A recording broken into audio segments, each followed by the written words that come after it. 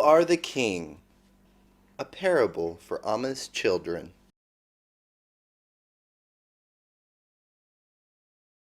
Om Amriteshwarye Namaha.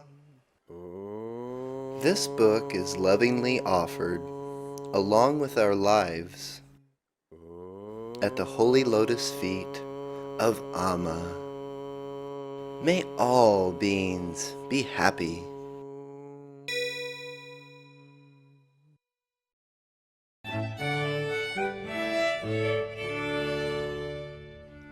Once upon a time there lived a king, a noble soul the people all adored. He humbly did his best in everything, and knew the real monarch was the Lord. And yet, despite his many rich rewards, one day the king began to feel quite bored, a little sick of fancy golden halls, a bit imprisoned by the castle walls.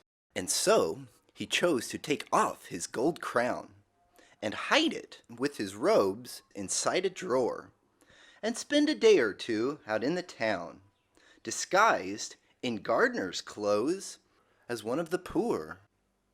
He thought it would be good to see firsthand the humble life of peasants in his land, to see their suffering and their simple joys, unannounced by all the royal noise.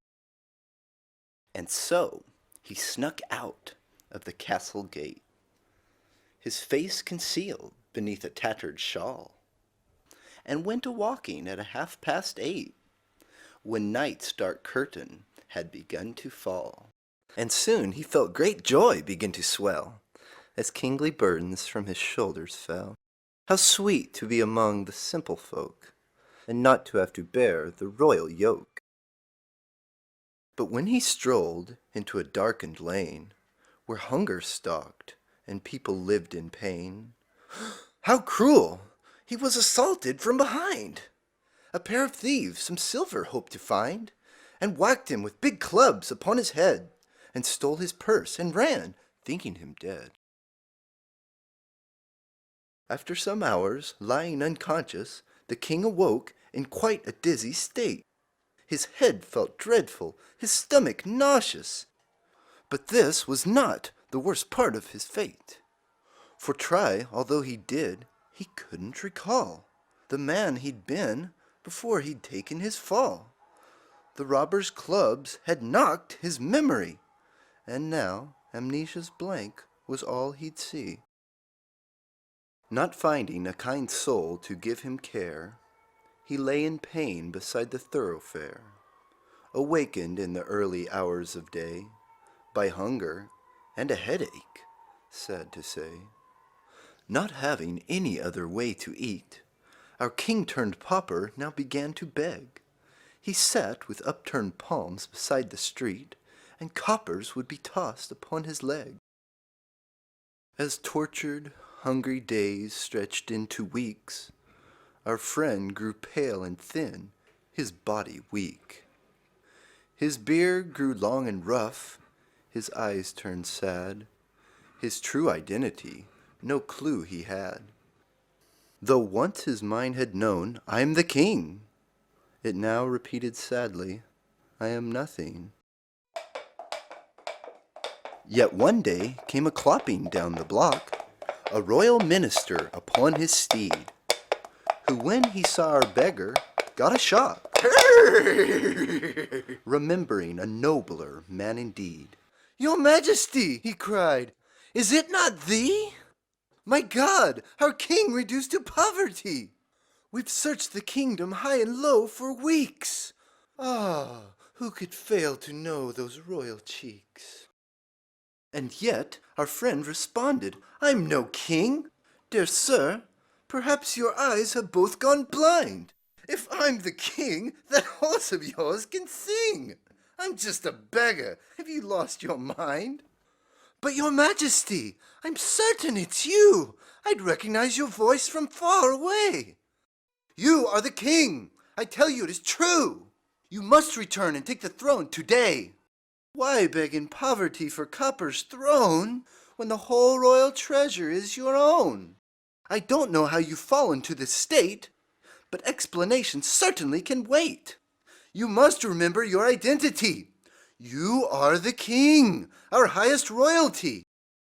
The minister then stood beside the king and whispered in his ear a royal word.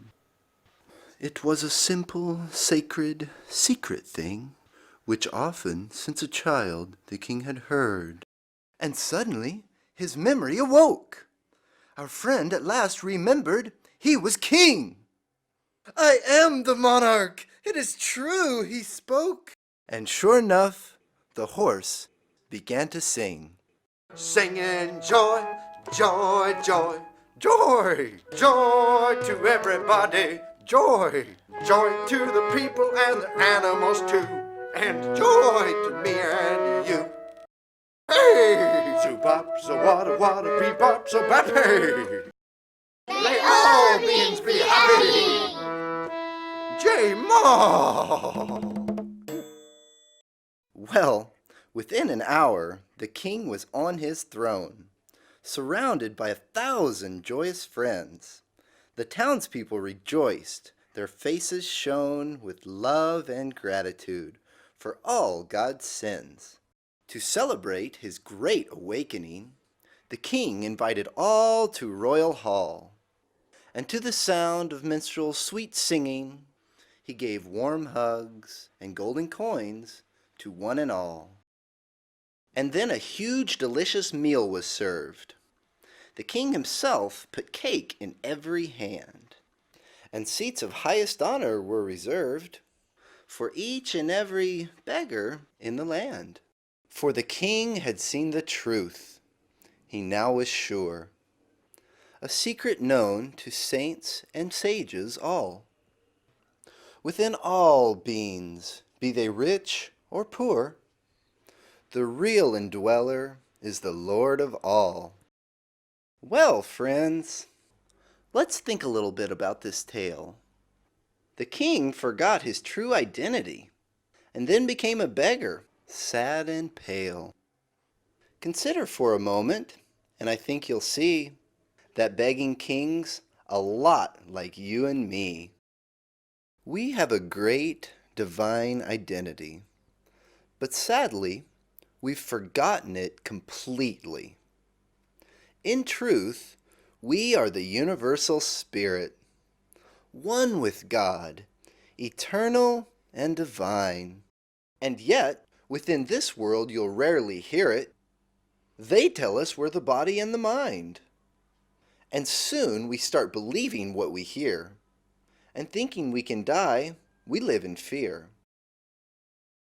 Believing we're the mortal flesh, we beg for penny pleasures with the senses and mind. And in our false identity, we suffer, forgetting that we're one with the divine.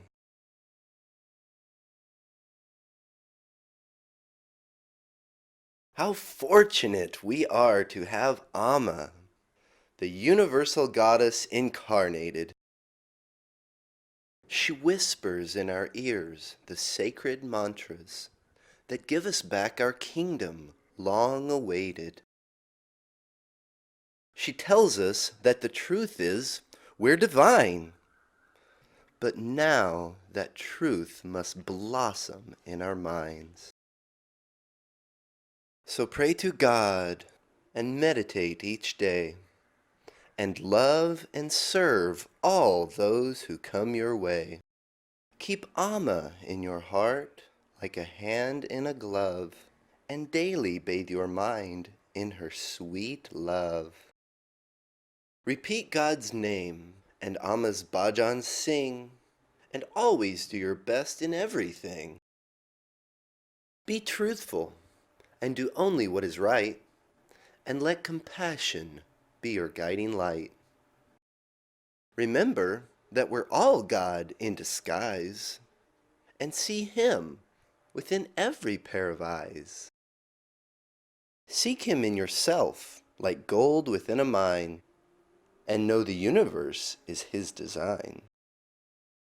Read Amma's books, let go of I and mine, and through devotion grow to be divine. Try on your crown. You see? It fits just fine. Hey!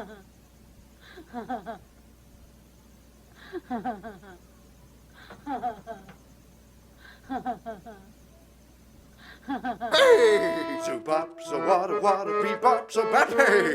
May all things be happy. J-Mo!